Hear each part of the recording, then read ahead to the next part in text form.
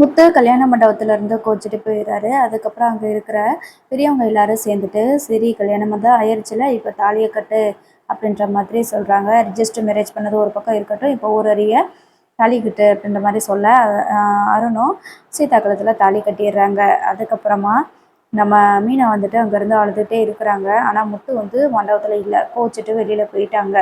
இப்போ கல்யாணம்லாம் முடிச்சுச்சதுக்கப்புறமா அண்ணாமலை இப்போ சொல்கிறாங்க, சீதாவை நல்லபடியாக அவங்க வீட்டுக்கு அனுப்பி வச்சுட்டு வா அப்படின்ற மாதிரி சொல்லிடுறாரு. இப்போது மீனா வந்து சீதாவும் மீனாவும் அவங்க வீட்டுக்கு போகிறாங்க. கல்யாணம் முடிஞ்சதோட தான் போகிறாங்க. அப்போது அவங்க அப்பா ஃபோட்டோக்கு முன்னாடி வந்துட்டு விளக்கேற்றிட்டு சீதா எனக்கு வந்து நீங்கள் தான்ப்பா ஆதரவாக இருக்கணும் அப்படின்ற மாதிரி ப்ரேயர் பண்ணுறாங்க. அப்போ தான் சந்திரா சொல்லிட்டு இருக்கிறாங்க, இப்படி ஒரு வார்த்தை கூட சொல்லாமல் இப்படி பண்ணிட்டீங்களேடி, மாப்பிள்ளையோட கோவத்துக்கு ஆளாயிட்டீங்க.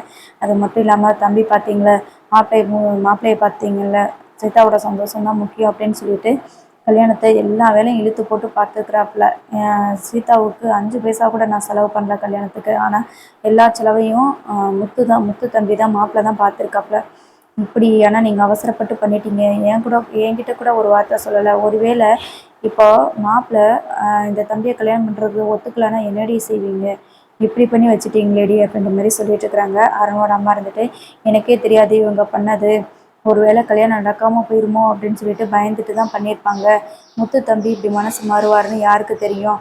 அவர் மனசு மாற மாட்டாருன்னு நினச்சிட்டு பயத்தில் அப்படி மாதிரி பண்ணிட்டாங்க. சரி அதனால் என்னம்மா, ஒன்றும் பிரச்சனை இல்லை, சரி கல்யாணம் பண்ணது பண்ணிட்டாங்க, அவங்கள வாழ்த்தி எங்கள் வீட்டுக்கு அனுப்புங்கம்மா அப்படின்ற மாதிரி சொல்கிறாங்க. மீனாவும் நடந்ததெல்லாம் இருக்கட்டும்மா, ஒன்றும் பிரச்சனை இல்லை. சீதாவுக்கு என்னைக்குனாலும் இந்த விஷயம் தெரிய வந்தால் எனக்கு எங்கள் வீட்டில் எனக்கு அவர் வந்து ஏதாவது சொல்லுவாருன்னு எனக்கு தெரியும். இருந்தாலும் அவரை நான் சமாளிச்சுக்கிறேன்.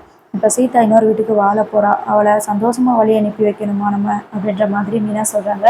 ஸோ இப்போ என்ன பண்ணுறாங்க அப்படின்னா, போகிற வீட்டில் சந்தோஷமாக இரு சீதா, உன்னோட சந்தோஷம் தான் எனக்கு முக்கியம். அப்போ இருந்து நான் சொன்னது அதே தான், உன்னோட சந்தோஷத்துக்காக தான் நான் இந்த கல்யாணமே பண்ணி வைக்கிறேன்னு சொன்னேன். இப்போ வந்து எல்லாருக்கும் முன்னாடி கல்யாணம் நடந்துருச்சு இல்லையா, நீ சந்தோஷமாக இரு, எனக்கு அது போதும் அப்படின்ற மாதிரி சொல்கிறாங்க. அருண்கிட்டையும் எவ்வளோ பிரச்சனைகளுக்கு மீறி தான் கல்யாணம் நடந்திருக்கு, நல்லா பார்த்துக்கோங்க அப்படின்ற மாதிரி சொல்கிறாங்க. சரின்னு சொல்லிட்டு சீதாவை காரில் ஏற்றி, அதாவது மறு வீட்டுக்கு அருணோட வீட்டுக்கு அனுப்பி வச்சிடுறாங்க. அதுக்கப்புறம் சந்திரா வந்து நிம்மதி இல்லாமல் அழுதுட்டுருக்காங்க.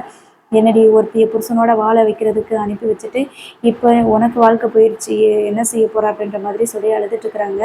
இதுக்கு தான் நான் உயிரோடு இருக்கணுமா, இப்படி மாற்றி மாற்றி எனக்கு கடவுள் ஏன் இந்த மாதிரி கஷ்டத்தை கொடுக்குறாரு, இப்போ தான் சந்தோஷமாக இருந்தேன், அதுக்கு முன்னாடி இந்த ஒரு கஷ்டம் வந்துருச்சு அப்படின்ற மாதிரி சொல்கிறாங்க.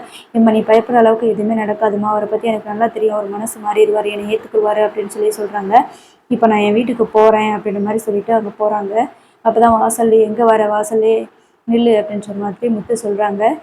உன்னோட ட்ரெஸ் எல்லாம் நான் எடுத்து கொடுக்குறேன், வீட்டுக்குள்ளே கூட நீ வரக்கூடாது, அப்படியே உன்னோட திங்ஸ் எல்லாம் எடுத்துகிட்டு போய்கிட்டே இரு அப்படின்ற மாதிரி சொல்கிறாங்க. ஸ்ருதி இருந்துட்டு, அவங்க என்ன தப்பு பண்ணாங்க, நீங்கள் திடீர்னு மனசு மாறுவீங்க, மாறாமல் போவீங்க, அதனால் அவங்க என்ன பண்ண முடியும், கல்யாணம் தான் பண்ணி வைக்க முடியும்னு சொல்கிறாங்க.